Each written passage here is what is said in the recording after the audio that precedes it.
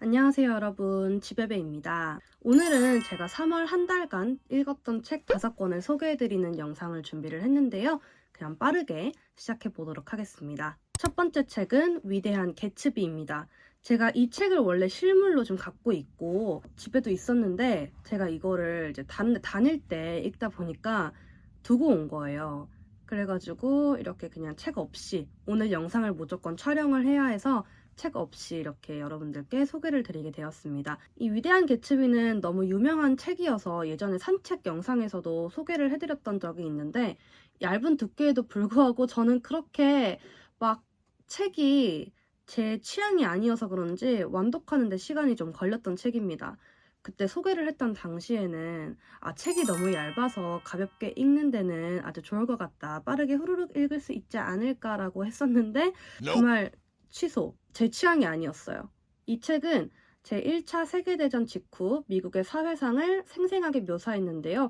온갖 사치와 향락이 난무하던 시기를 배경으로 당시의 모습이 투영된 다양한 인물 군상을 등장을 시킵니다. 주인공인 닉 캐러웨이의 시선으로 바라보는 그들의 모습을 한결같이 도덕적으로 타락한 부르주아이지만 그래도 개츠비는 좀 다릅니다. 비록 외양은 허식으로 치장되어 있어도 꿈과 환상을 간직하고 그것을 성취하기 위해서는 노력을 한다. 이런 점에서 위대한 개츠비라고 불렀던 것 같아요. 어떤 내용인지 대충 알고 있었고 이제 결말만 몰랐던 거거든요. 근데 이제 꾸역꾸역 좀 끌어서 결국에 완독을 하기는 했습니다. 근데 생각보다 기승전결? 이렇게 된 느낌이랄까요?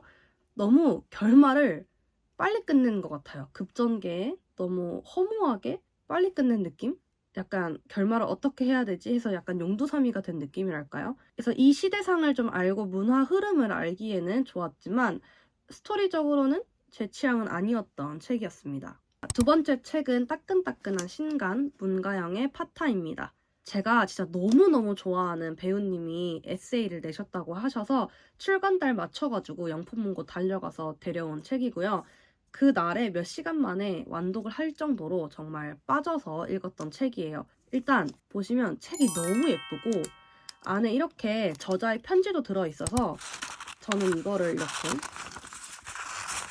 책갈피로 사용을 했습니다. 책 내부는 좀 이렇게 되어 있는데요. 짜란, 보이시나요?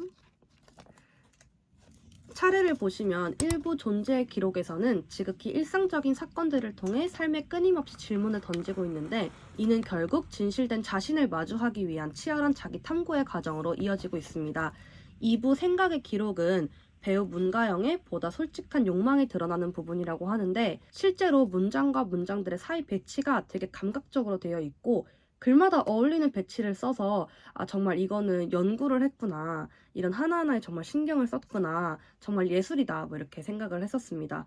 부록으로는 1부, 2부의 에피소드와 연결되는 실제 문가영의 아버지께서 쓴 육아 일기를 발췌해서 넣었다고 합니다. 정말 올해 이렇게 벌써 제 인생책을 만났는데요. 이게 제가 언젠가 책을 쓰게 된다면 정말 이렇게 쓰고 싶다. 내가 어떤 식으로 책을 쓰고 싶을까 생각하면 딱 이 책처럼 쓰고 싶었던 것 같아요. 그런 생각이 들 정도로 공감이 정말 많이 되고 내용 자체가 굉장히 아름답다라는 생각이 들었습니다. 저자 본인의 이야기이면서 아니기도 하는 불확실성을 부여하면서 자신의 이야기를 숨기면서도 드러내는 듯한 파타라는 또 다른 나를 생성하면서 하고 싶은 이야기를 전달하는 게 너무 멋있다고 생각이 들더라고요.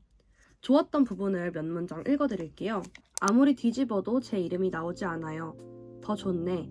남의 기회를 먼저 확인해 볼 수 있는 또 다른 기회를 얻었네. 그 사람이 기회를 어떻게 사용하는지 구경이나 해. 할아버지만큼 전 느긋하지 못해요. 파타야, 예열 중일 때 어중간하게 달리지 마라.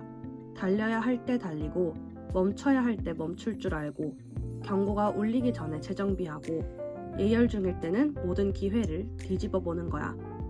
그리고 끝이 났을 때는 아까워하지 않고 모든 걸 제자리에 두고 오겠다고 약속해.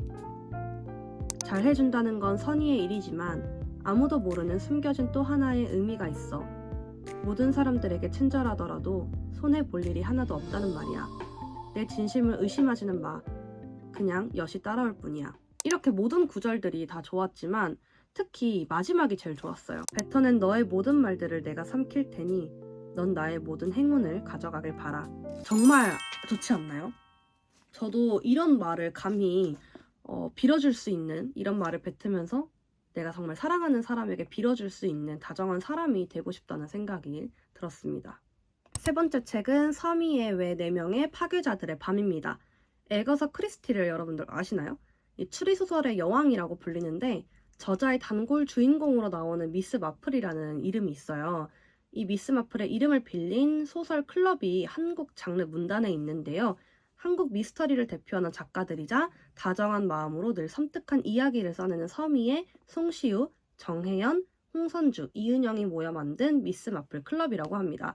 이들이 모여서 이 책 한 권을 써냈는데요. 이게 바로 여성 빌런들의 기이한 5편의 이야기를 담은 테마 소설집 파괴자들의 밤입니다. 이 책에는 서미의 죽일 생각은 없었어, 송시우 알렉산드리아의 거울, 정혜연 좋아서가 아냐, 홍선주 나뭇가지가 있었어, 이은영 사일런트 디스코, 이렇게 5편의 이야기가 실려 있는데요.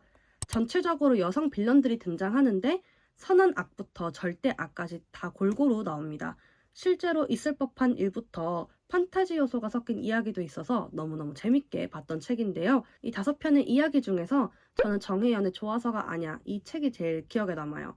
여기서 등장하는 태현이란 남자는 낯선 남자에게 쫓기는 지영을 돕기 위해 남자친구인 척을 했는데요. 그 인연으로 둘은 저녁 식사를 약속했고 그날 태연은 지영에게 사귀자고 고백을 합니다. 그리고 지영은 무슨 이유에서인지 그 고백을 바로 수락을 해버리죠. 하지만 그날부터 지영이는 집착을 계속하게 됩니다. 밤새도록 문자랑 전화를 날리고 시계도 되게 비싼 걸로 선물을 해주고요. 태연의 회사에까지 갑자기 찾아옵니다. 그리고 태연의 전 여자친구인 수연에게 전화를 걸어서 막 난리를 쳐요. 네가 전 여친이냐, 왜 연락하지 마라 막 하면서 엄청 욕을 하고요. 중요한 거래처와의 업무 미팅 중이던 태연에게도 그 이야기가 전해지면서 큰 업무 실수까지, 업무의 차질까지 생기게 만듭니다. 결국 태연이 먼저 질려가지고 지영에게 헤어지자고 하는데 지영이는 그럼에도 불구하고 스토킹을 멈추지 않아요. 계속 이렇게 지영이는 태연을 스토킹을 하게 되고요. 결국에 지영이를 피해서 태연이 이삿짐을 싸게 되는데요. 그날에 이제 빌딩의 최고층에 한 무리의 사람들이 모여서 축하 파티를 합니다. 알고 보니 스토킹 피해자 대신 복수를 해주는 회사였고요. 태연은 이전에 스토킹을 했던 가해자였던 거예요. 그래서 복수를 대신 해줬던 거죠. 이 복수를 의뢰한 사람은 태연의 전 여자친구인 수연이었고요. 실제로 이 회사가 있다면 좋겠다는 생각을 했었는데요. 이게 알고 보니까 사적으로 이렇게 복수를 해주는 건 또 불법이라고 하더라고요. 이것도 범죄로 치부가 된다고 합니다. 그래서 이런 현실이 좀 안타깝게 느껴지더라고요. 실제로 이런 좀 한정되게 이런 부분에서는 사적인 복수가 뭐 눈에는 눈, 이에는 이 이런 식으로 현실적으로 복수가 이루어질 수 있다면 참으로 좋겠다 뭐 이런 생각도 했습니다. 그래서 다른 스토리도 너무 좋았는데 저는 이게 제일 좋았던 것 같아요. 이 5편의 소설들은 왜 이 여자들이 살인을 했어야 하는지에 대한 하나의 질문으로 귀결된다고 합니다. 너무 재미있고 슬슬 뭘 잘 읽히니까요. 킬링타임용으로 너무너무 추천드리는 책입니다. 네 번째 책은 제가 최근에 출판사로부터 선물 받은 책인데요. 제시카 앤드루스의 전니를 뽑다입니다. 92년생 여성 작가가 자신의 언어로 그려낸 허기와 불안, 사랑에 대한 이야기를 다루고 있는 소설인데요. 자신의 몸을 최대한 작게 만들고 싶어하며 스스로를 아끼는 법을 잘 알지 못하는 젊은 여성이 사랑을 시작하면서 마주하게 되는 결핍과 불안, 신체에 관련된 수치심, 욕망에 대해 섬세하게 이야기하고 있다라고 합니다. 제목인 전니는 주인공이 자신도 모르게 지니고 있었던 상처, 미숙함을 상징하며 이 전니를 결국엔 뽑아버림으로써 스스로를 보살필 줄 아는 사람으로 한 단계 성장하는 과정을 이 책에서 나타내 주는데요. 저는 이 책을 이틀 동안 다 읽으면서 완독을 했는데 읽자마자 아니 에르노의 책이 생각이 나더라고요. 아니 에르노 작가의 책 중에서 본인의 과거 경험을 토대로 아니 에르노만의 언어로 썼던 세월이라는 에세이 책이 있는데 그 책이 딱 생각이 났어요. 자기 자신에게 솔직하지 못해서 늘 고통, 불행을 선택하면서 스스로를 괴롭혀오다가 점점 자신에게 솔직해질 수 있는 용기를 가지게 되고 자신의 감정에 귀를 기울이면서 성장해가는 모습이 되게 공감이 많이 갔던 소설입니다. 이 책이 한 중후반부까지만 하더라도 진짜 주인공이 왜 저러냐 싶을 정도로 본인을 혹사시키는 모습이 너무 안타깝기도 하고 이겨내나 싶다가도 다시 물러서면서 방어적인 모습으로 돌아오는 게 너무 답답하게 느껴지기도 했지만 한편으로는 이게 진짜 현실이지 않을까, 이겨내는 게 한 번에 솔직히 이렇게 와라락 이겨내는 게 말처럼 쉽지 않잖아요. 그래가지고 이게 정말 현실이겠구나 싶었습니다. 제가 이 책에서 또 기억에 남는 구절이 있는데요. 소라게는 골뱅이류의 빈 껍데기에 들어가 살면서 상상하기 힘들 만큼 극단적으로 몸을 구부릴 수밖에 없다. 이것은 집게발의 크기에 영향을 미친다. 내가 당신을 날카롭게 쳐다보자 당신 뺨의 근육이 실룩거린다. 소라게는 몸집이 커지면 집을 떠날 수밖에 없기 때문에 1년에 한 번씩 껍데기를 바꾸거나 탈피를 한다. 소라게는 가장 취약한 순간에 은신처를 떠나며 재빠르지 못한 몸을 포식자에게 노출해야 한다. 바로 이때가 소라게에게 가장 큰 불확실성의 순간이다. 이 구절이 나와 남자친구가 수족관에서 소라게에 대한 설명을 읽었는데 마치 주인공 나의 이야기를 말하는 것 같았어요. 작가의 나이가 저와 같기도 하고 정말 20대 후반 여성분들부터 아직 스스로를 이해하지 못한 분들, 극복하지 못한 분들, 아니면 혹은 또 극복한 분들까지 다 읽으면 정말 공감이 많이 될 것 같다, 좋을 것 같다는 생각이 들었어요. 정말 너무 추천하는 책이니까 꼭 읽어보셨으면 좋겠습니다. 자, 마지막으로 소개해드릴 책은 워낙 유명한 소설인데 왜 이제야 읽었을까 하는 소설이에요. 바로 양기좌의 모순입니다. 아마 아시는 분들도 많으실 거고 저도 진짜 주변에서 너무 추천을 해서 읽었는데 진짜 이 책도 제 인생책으로 등극을 했던 책입니다. 심지어 대문자 T인 저도 좀 찔끔하게 만들었던 책이에요. 작가 양기자가 1998년 펴낸 세 번째 장편 소설인데요. 아직까지도 베스트셀러 자리를 유지하고 있는 그야말로 미친 수작 작품입니다. 주인공은 25살의 미혼 여성 안진진인데요. 안진진을 중심으로 이렇게 두 가족이 나와요. 시장에서 이것저것 팔 물건들을 바꿔가며 팔면서 이제 생계를 유지하고 있는 억척스럽다 할 수 있는 어머니랑 행방불명의 상태로 떠돌다 가끔씩 귀가하는 아버지, 그리고 조폭의 보스가 인생의 꿈으로 살고 있는 남동생이 한 가족으로 등장을 하고요. 여기에 이제 안진진의 이모네 집으로 또 등장을 합니다. 굉장히 부유한 가정으로 이모네 가정이 등장을 하는데 번듯한 이모부와 매일 여유롭게 시간과 돈을 쓰는 맨날 매사가 여유로운 이모, 유학을 가 있는 사촌들로 이렇게 되어 있습니다. 이 두 가정이 크게 대비돼서 나타나는데 소설의 중요 인물로 등장하는 이모는 주인공 안진진의 어머니와는 일란성 쌍둥이로 태어났지만 인생 행로는 좀 많이 대비됩니다. 부유한 이모는 지루한 삶에 진력을 내고 있고 가난한 어머니는 처리해야 할 불행들이 많아서 지루할 틈이 없다는 게 가장 큰 차이로 나타나시는데요. 주인공 안진진은 극단으로 나뉜 어머니와 이모의 삶을 바라보며 모순투성이인 이 삶을 어떻게 살아가고 이겨내고 이해해야 하는지에 대해 서술을 하는데 이모네 가정에 대한 자격지심부터 살아가면서 자신이 해야 되는 모든 선택들, 이를 이해하고 스스로 극복하기까지 이런 어지러운 마음들이 너무 와닿게 느껴져서 좋았습니다. 인상 깊은 구절들이 많아서 이렇게 많이 표시를 해놨는데요. 몇 구절을 좀 읽어드릴게요. 우리들은 남이 행복하지 않은 것은 당연하게 생각하고 자기 자신이 행복하지 않은 것에 대해서는 언제나 납득할 수 없어 한다. 그랬다. 이렇게 살아서는 안 되는 것이었다. 내가 내 삶에 대해 졸렬했다는 것, 나는 이제 인정한다. 지금부터라도 나는 내 생을 유심히 관찰하면서 살아갈 것이다. 되어가는 대로 놓아두지 않고 적절한 순간, 내 삶의 방향키를 과감하게 돌릴 것이다. 인생은 그냥 받아들이는 것이 아니라 전생애를 걸고라도 탐구하면서 살아야 하는 무엇이다. 그것이 인생이다.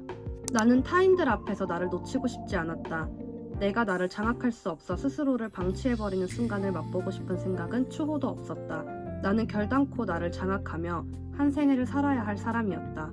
아버지는 못했지만 나는 해내야 하는 것이었다. 이 책을 읽으면서 제목처럼 살아가면서 만나는 모든 것, 나의 어떤 내면, 외면 그 모든 것까지도 다 모순투성이인 것 같다는 생각이 또 들었어요. 그래서 이 모순을 이해할 때 내가 성장하고 내가 나를 알아가는 방식이겠구나 이런 생각이 들었습니다. 이렇게 해서 이번에는 3월에 읽은 책들을 소개를 해드렸습니다. 3월에는 바쁘기도 하고 제가 새롭게 하는 것들이 좀 있어서 신경 쓸 게 많아서 책을 읽을 시간이 많이 없었던 것 같아요. 4월에는 좀 많은 이슈들이 있으니까 자주자주 찾아뵙도록 하겠습니다. 오늘도 영상 시청해주셔서 감사드리고 우리는 다음 영상에서 다시 만나요. 안녕.